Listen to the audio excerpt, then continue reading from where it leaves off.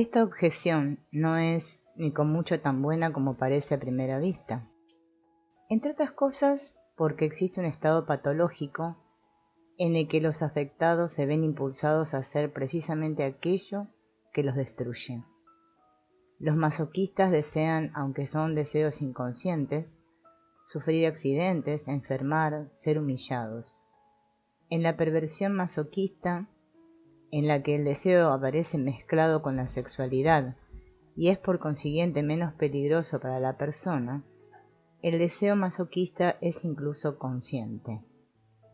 Sabemos además que el suicidio puede ser la consecuencia de un abrumador impulso de venganza y destrucción, dirigido contra uno mismo más que contra otro. No obstante, la persona impelida a suicidarse o a cometer otros actos dolorosos puede con la otra parte de su personalidad sentir un intenso y auténtico miedo. Lo que no altera el hecho de que el miedo sea el resultado de sus propios deseos de autodestrucción. Pero un deseo puede crear ansiedad, observa Freud, no solamente cuando es un impulso masoquista o suicida. Podemos desear algo y saber que la satisfacción del deseo nos acarreará el odio de los demás y el castigo de la sociedad. La realización de este deseo produciría naturalmente angustia. El siguiente es un ejemplo de esa clase de sueños de angustia. Al pasar por un huerto arranqué una manzana de un árbol. Un enorme perro me salta encima.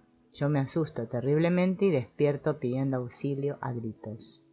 Lo único que hace falta para entender el sueño es saber que la tarde anterior el sujeto se había encontrado con una mujer casada que lo atraía poderosamente.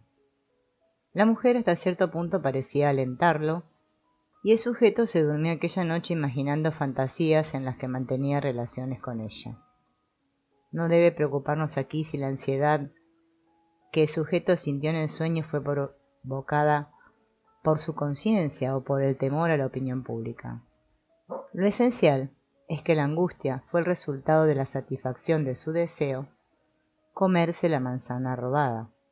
Sin embargo, y aunque muchos sueños de angustia pueden entenderse de ese modo, como una satisfacción de deseos disfrazada, dudo de que suceda lo mismo con todos o ni aun con la mayor parte de ellos. Si suponemos que los sueños son la realización de toda clase de actividades mentales en el estado de reposo, ¿por qué no habríamos de asustarnos del peligro presente en el sueño tan auténticamente como en la vida despierta? Pero, se podrá argumentar, ¿no están todos los temores condicionados por nuestros deseos? ¿Tendríamos miedo si no tuviéramos sed, como dicen los budistas? Si no anheláramos cosas. No se puede decir, por lo tanto, que en sentido general, todas las angustias experimentadas en sueños o en la vigilia son consecuencias de los deseos. Ese argumento está bien presentado, y si dijéramos que no hay sueño de angustia, o que no hay angustia en la vida despierta, sin que haya un deseo presente, incluso el fundamental deseo de vivir, no veo que se le pudiera poner ninguna objeción. Pero este principio general no es el que se propone presentar Freud con su interpretación. Podríamos aclarar el punto volviendo a hablar de las diferencias que existen entre las tres clases de sueños de angustia ya examinados. En la pesadilla masoquista suicida, el deseo es en sí mismo doloroso y suicida. En el segundo tipo de sueño ansioso, como el de la manzana, el deseo no es en sí mismo suicida, pero es de una clase tal que su satisfacción causa ansiedad en otra parte del aparato mental. El sueño es causado por el deseo, que como producto derivado genera ansiedad.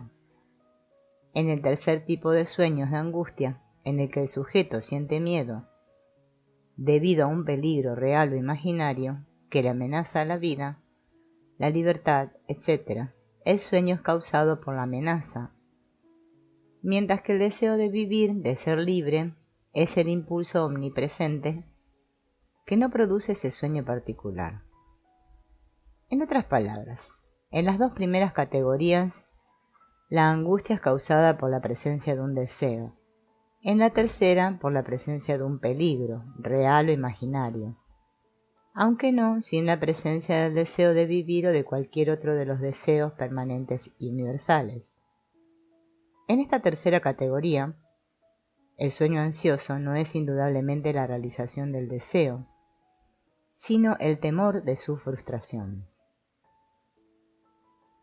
Veamos este sueño de angustia, que no es distinto de muchas otras pesadillas. Estoy en un invernáculo. De pronto veo una serpiente que me ataca. Mi madre se encuentra a mi lado y me sonríe maliciosamente. Luego se va sin tratar de ayudarme. Corro a la puerta, pero allí me encuentro con la serpiente que me bloquea la salida. Despierto despavorido. La paciente es una mujer de 45 años de edad, que sufre una intensa angustia. El aspecto más destacado de su historia es el odio recíproco que se profesa en ella y su madre. La impresión de que la madre la odiaba no era imaginaria. La madre estaba casada con un hombre que nunca le había gustado y estaba resentida con su primogénita, la paciente, cuya presencia creía ella la obligaba a conservar su matrimonio. Por algo que dijo la paciente al padre cuando tenía 3 años de edad, este sospechó que su mujer mantenía relaciones con otro hombre. La pequeña no sabía exactamente qué era lo que había observado ni lo que había dicho, pero su intuición no se había equivocado. La cólera de la madre tenía más fundamento de lo que parecía.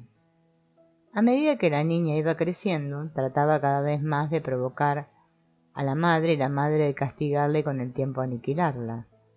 Su vida era una lucha constante de contraataques. Si el padre la hubiese ayudado y sostenido, las consecuencias podrían haber sido diferentes.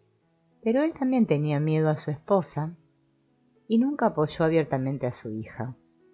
El resultado de todas estas y otras circunstancias fue que la hija, una mujer altiva y muy talentosa, se fue apartando cada vez más del trato de la gente, se sintió derrotada por la victoria de la madre y se redujo a vivir con la esperanza de que algún día ella sería la vencedora. Todo ese odio y esa inseguridad causaron un estado de constante ansiedad que la torturaba despierta y durmiendo. El sueño era una de sus numerosas expresiones. La paciente lo asoció con el invernáculo. El invernáculo estaba en la hacienda de los padres, a la que iba a menudo sola, nunca con la madre. En el sueño no es la madre el peligro, sino la serpiente. ¿Qué significa esto? Existe aparentemente el deseo de que la madre la proteja del peligro. En realidad la mujer a menudo había soñado despierta que su madre cambiaría y la ayudaría. Pero la madre sonríe maliciosamente y se marcha. En esa sonrisa maliciosa la madre revela sus verdaderas intenciones. Hay al principio una tentativa, por así decir, de separar a la mala madre, la serpiente, de la buena, la que podría prestar ayuda. Al mirarla, la madre maliciosamente y sin ayudarla, queda destruida la ilusión. La madre y la serpiente son una misma cosa, dos fuerzas que amenazan destruirla. La mujer corre hacia la puerta con la esperanza de huir, pero llega tarde, encuentra la salida bloqueada. La mujer se encuentra encerrada con una serpiente venenosa y una madre destructora.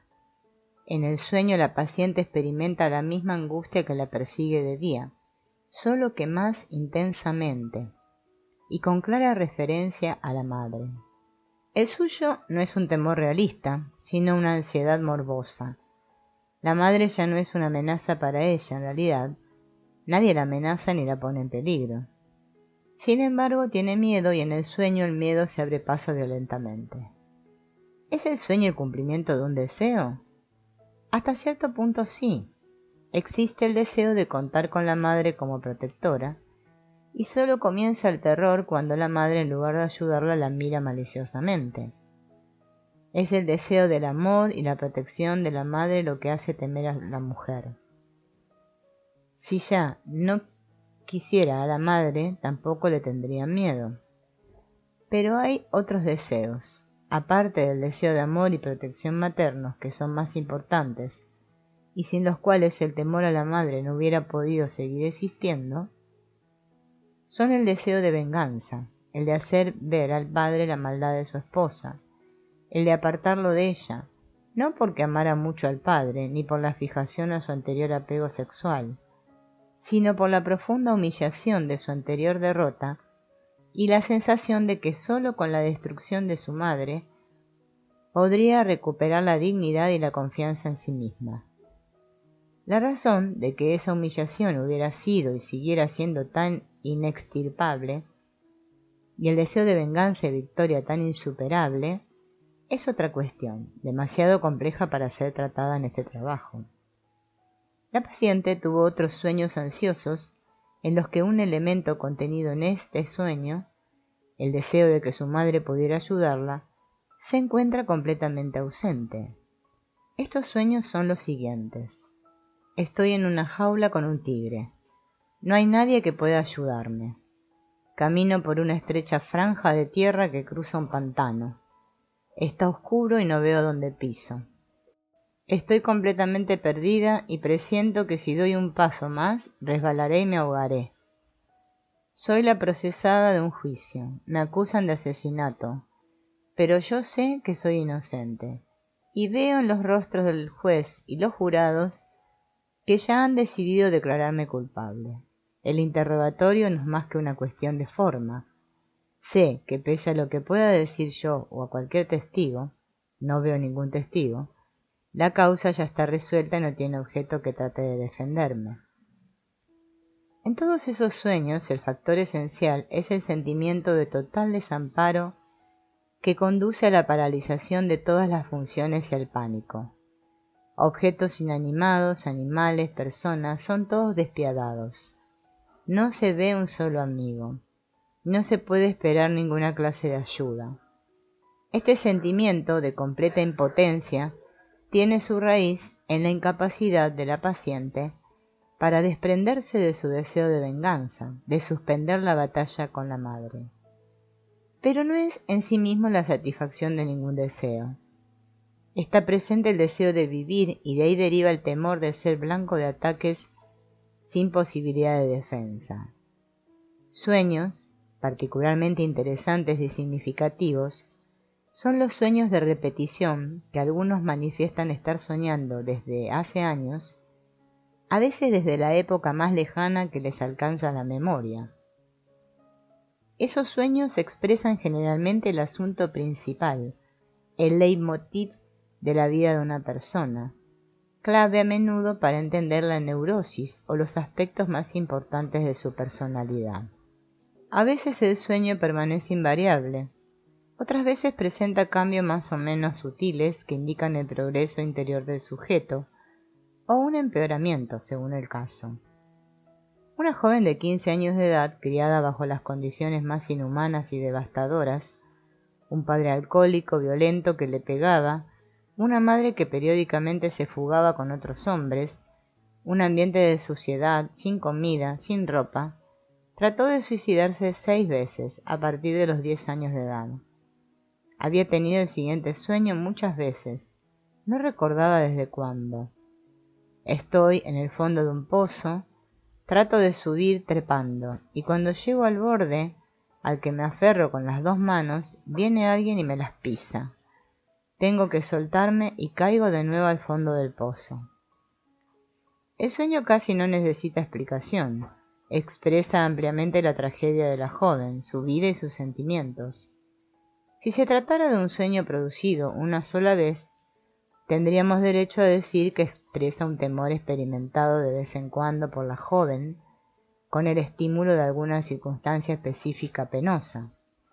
En cambio, su repetición regular nos hace suponer que la situación del sueño es el problema central de la vida de la joven, que el sueño expresa una convicción tan profunda e inalterable que es fácil comprender por qué intentó suicidarse repetidamente. El sueño siguiente es el primero de una serie de sueños de repetición en los que el tema permanece invariable, pero que presentan, no obstante, una considerable cantidad de variantes. Estoy en la cárcel, no puedo salir. Luego sufrió este cambio. Quiero cruzar la frontera, pero no tengo pasaporte y me retienen el control. Luego este otro. Estoy en Europa, en un puerto y quiero embarcarme, pero no hay ningún barco y no veo de qué modo podría irme. Y la última versión del sueño fue esta. Estoy en una ciudad, en mi casa, quiero salir, quiero abrir la puerta, pero lo encuentro difícil, la empujo con fuerza, la puerta se abre y salgo. El tema que sustenta todos estos sueños es el temor de quedar encerrado, de estar preso, de no poder salir. No tiene importancia que nos ocupemos aquí del significado que pueda tener ese temor en la vida del sujeto. Lo que indica la serie de sueños es que el temor se conservó durante años, pero se fue haciendo cada vez menos intenso. Pasó de estar en la cárcel a no poder abrir fácilmente la puerta. Al comienzo el sujeto se sentía incapaz de escapar. En el último sueño ya puede, empujando un poco más fuerte, abrir la puerta y salir. En el transcurso de todos esos años, el sujeto había experimentado una considerable evolución. El lenguaje simbólico en los mitos, los cuentos de hadas, los ritos y la novela. Los mitos, como los sueños, presentan relatos de hechos ocurridos en el tiempo y en el espacio, que expresan en lenguaje simbólico ideas religiosas y filosóficas, experiencias anímicas, en las que reside su verdadero significado. Cuando dejamos de aprender el verdadero significado de un mito, nos encontramos ante la siguiente alternativa. O bien, el mito es una descripción precientífica e ingenua del mundo y de la historia, y en el mejor de los casos, un bello producto de la imaginación poética, o bien, y esta es la actitud del creyente ortodoxo, la narración manifiesta del mito es verdadera y debemos creer que es un relato correcto de hechos que verdaderamente han sucedido en la realidad. Si bien esta alternativa parecía ineludible en el siglo XIX y comienzos del XX, en la cultura occidental, actualmente se está abriendo paso, poco a poco, una nueva forma de entender los mitos, forma que destaca su significado religioso y filosófico y considera el relato manifiesto como una expresión simbólica.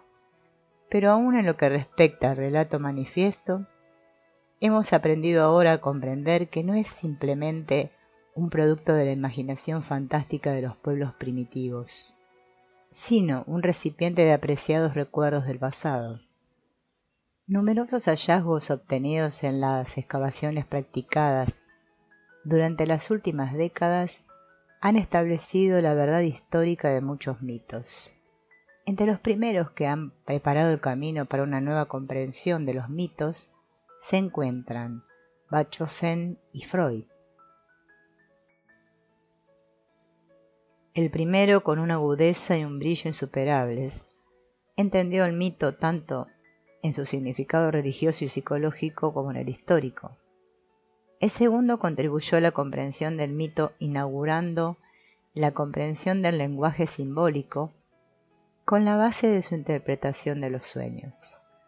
Fue una contribución a la mitología más indirecta que directa, porque Freud tendía a ver en los mitos, como los sueños, únicamente la expresión de impulsos irracionales, antisociales, en lugar de la sabiduría de épocas pasadas expresadas en un lenguaje específico, el de los símbolos.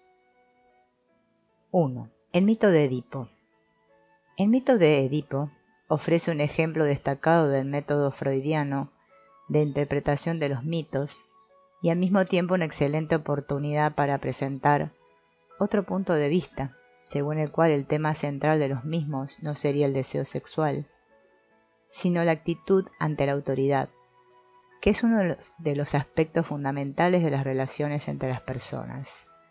Ilustra asimismo sobre las deformaciones y los cambios que sufren los recuerdos de las anteriores formas sociales al entrar en la formación del texto manifiesto de los mitos.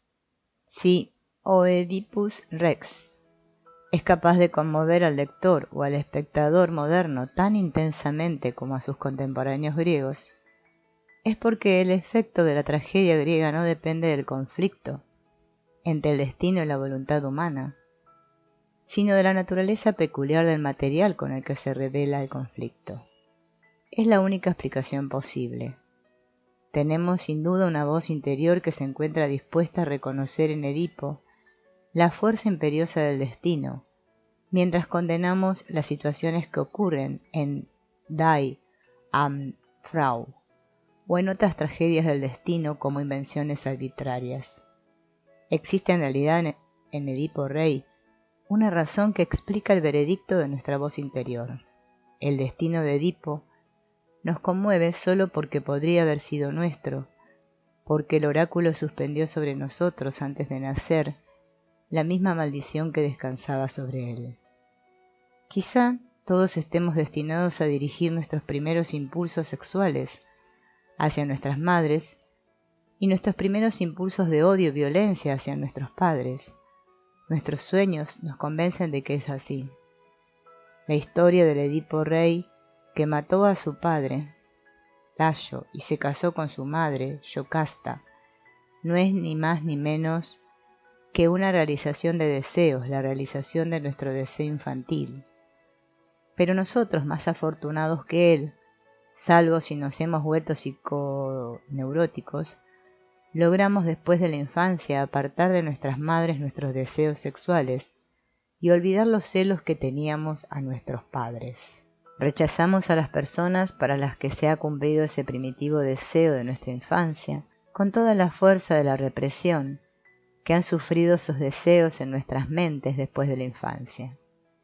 Al poner el poeta en evidencia la culpa de Edipo, mediante su investigación, nos obliga a tomar conocimiento de nuestro propio yo interior, en el que siguen existiendo esos mismos impulsos, aunque reprimidos. La antítesis con la que se aleja el coro. Mirad, este es Edipo, el que descifró el gran enigma, y fue el más poderoso de todos. Su fortuna, todos sus conciudadanos, alababan y envidiaban. Ved en qué espantosa adversidad se ha hundido. Es una admonición que nos hiere a nosotros y a nuestro orgullo, a nosotros que desde los años de nuestra infancia nos hemos convertido, según nuestro propio criterio, en hombres sensatos y fuertes. Lo mismo que Edipo, vivimos en la ignorancia de los deseos que ofenden la moralidad, los deseos que la naturaleza nos ha impuesto, y después de descubrirlos, preferiríamos desviar nuestra mirada de las escenas de nuestra infancia. El concepto del complejo de Edipo que Freud presentó tan espléndidamente se convirtió en una de las piedras angulares de su sistema psicológico. Él creía que ese concepto era la clave para comprender la historia y la evolución de la religión y la moral. Estaba convencido de que ese mismo complejo constituía el mecanismo fundamental del desarrollo infantil, y sostenía que el complejo de Edipo era la causa de la evolución psicopatológica y la médula de la neurosis. Freud se refería al mito de Edipo contenido en la tragedia de Sófocles, Edipo Rey. Esta tragedia nos dice que un oráculo había anunciado a Layo, rey de Tebas, y a su esposa Yocasta, que si tenían un hijo, ese hijo mataría al padre y se casaría con su propia madre. Nació un hijo, Edipo, y Yocasta, para escapar al destino vaticinado por el oráculo, resuelve matar al niño. Lo entrega a un pastor que debía abandonarlo en el bosque con los pies atados para que muriera. Pero el pastor, compadecido de la criatura, lo entrega a un criado del rey de Corinto, quien a su vez lo lleva a su amo. El rey adopta al niño y el joven príncipe se cría en Corinto, ignorando que no es el verdadero hijo del rey. El oráculo de Delfos le dice que su destino es matar a su padre y casarse con su madre. Edipo, para eludir su destino, decide abandonar a sus presuntos padres. Volviendo de Delfos, se enzarza en una violenta discusión con un anciano que viajaba en un carruaje, pierde la paciencia y mata al hombre y a su criado, sin saber que había matado a su padre, el rey de Tebas. Vagando sin rumbo, llega a Tebas. En esta ciudad, la esfinge devoraba a los jóvenes y las jóvenes. Había anunciado que suspendería la matanza solo cuando alguien contestara a un enigma que había propuesto. El enigma era el siguiente: ¿qué es lo que primero anda en 4, luego en 2 y finalmente en 3? La ciudad de Tebas había prometido que el que resolviera el enigma, librándola de la esfinge, lo haría rey, dándole por esposa a la viuda del rey. Edipo acomete la empresa y halla la solución del enigma. Es el hombre, que de niño anda a gatas, cuando es adulto con las 2 piernas, y cuando llega viejo con la ayuda de un bastón. La esfinge se arroja al mar, la ciudad se salva de la calamidad y Edipo es coronado rey y contrae matrimonio con Yocasta, su madre. Después de reinar un tiempo con buena fortuna, la ciudad es asolada por una plaga que mata a muchos de sus habitantes. El vidente, Teresio, revela que la plaga es el castigo del doble crimen cometido por Edipo, parricidio e incesto. Edipo, después de haberse negado desesperadamente a ver la verdad, cuando se ve obligado a verla, se saca los ojos y Yocasta se suicida. La tragedia termina después de haber sufrido Edipo el castigo de un crimen que cometió sin saberlo y a pesar de sus conscientes esfuerzos por evitarlo. Tenía razón Freud al deducir que ese mito confirmaba su punto de vista de que esos impulsos incestuosos inconscientes y el consiguiente odio al padre rival se encuentran en todos los niños varones. Parece, en efecto, que el mito confirma la teoría de Freud y que el complejo de Edipo lleva ese nombre justificadamente. No obstante, al examinar el mito más detenidamente, se presentan ciertas observaciones que ponen en duda la exactitud de la teoría. La más pertinente es esta. Si la interpretación de Freud fuera correcta, el mito tendría que decirnos que Edipo conoce a Yocasta sin saber que es su madre, se enamora de ella y luego mata a su padre también sin saber que lo es. Pero el mito no dice en ninguna parte que Edipo se sienta atraído por Yocasta o se enamore de ella. La única razón que nos dan del matrimonio de Edipo con Yocasta es la de que ésta forma parte del premio, junto con el trono. ¿Debemos creer que un mito cuyo tema central es la relación incestuosa entre madre e hijo omitiría completamente el elemento de la atracción entre ambos? Este punto es tanto más importante cuanto que en las antiguas versiones del oráculo, la predicción del matrimonio con la madre solo es mencionada una sola vez en la de Nicolás de Damasco, versión que, según Karl Robert, se remonta a una fuente relativamente nueva.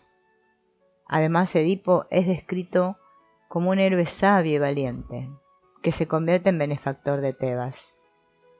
¿Cómo es posible que al mismo Edipo lo presenten cometiendo un crimen que para los contemporáneos era el más horrible que se podía cometer? Esta pregunta ha sido contestada a veces con el argumento de que la esencia de la tragedia griega es el destino de los fuertes y los poderosos que se ven abocados de pronto al desastre. Queda por ver si esa respuesta es suficiente o si hay otra más satisfactoria basada en otro punto de vista. Las anteriores cuestiones provienen del examen de Edipo Rey, limitándonos a considerar esta sola tragedia, sin tomar en cuenta las otras 2 partes de la trilogía, Edipo en Colono y Antígona. No es posible dar una respuesta precisa, pero estamos al menos en condiciones de formular una hipótesis, a saber que el mito puede entenderse no como un símbolo del amor incestuoso entre madre e hijo, sino de la rebelión del hijo contra la autoridad del padre en la familia patriarcal, que el matrimonio de Edipo y Yocasta no es más que un elemento secundario, uno de los símbolos de la victoria del hijo, que toma el lugar del padre y con él todas sus prerrogativas. La validez de esta hipótesis puede ponerse a prueba examinando todo el mito de Edipo, particularmente en la forma con que lo presentó Sófocles en las otras dos partes de la trilogía, Edipo en Colono y Antígona. En Edipo en Colono encontramos a Edipo cerca de Atenas, junto al bosque de las Euménides, poco antes de morir. Después de haberse sacado los ojos, Edipo se había quedado en Tebas, gobernada por Creón, su tío, que poco más tarde lo desterró. Antígona e Ismena, las dos hijas de Edipo, lo acompañaron al desierto, pero sus dos hijos, Eteocles y Polínices, rehusaron ayudar al padre ciego. Después de su partida, los dos hermanos se disputaron la posesión del trono. Eteocles ganó. Polínices, negándose a ceder, trató de conquistar la ciudad con ayuda exterior y de arrancar el poder a su hermano. En Edipo en Colono, lo vemos dirigirse a su padre pidiéndole perdón y demandándole ayuda, pero Edipo es inexorable en su odio a sus hijos. A pesar del alegato apasionado de Polínices, apoyado por las súplicas de Antígona, se niega a perdonar. Sus últimas palabras a su hijo son estas: «Y tú, vete, abominado por mí, hijo desnaturalizado, vete, vil de viles, y llévate contigo estas maldiciones que invoco contra ti, que no venza jamás en la tierra de tu raza. No, ni vuelva jamás a la Argos rodeada de lomas, sino para morir a manos de un pariente y matar a aquel por quien fuiste ofendido. Esa es mi oración, y conjuro las tinieblas paternales del venerable Tártaro a que te lleve a otro lugar. Conjuro a los espíritus de este lugar, conjuro al Dios destructor, que les instiló a los dos ese odio tremendo. Ve, con estas palabras resonando en tus oídos. Ve y di a los cadmeos, a todos, y también a tus adictos aliados, que Edipo dividió esos honores con sus hijos».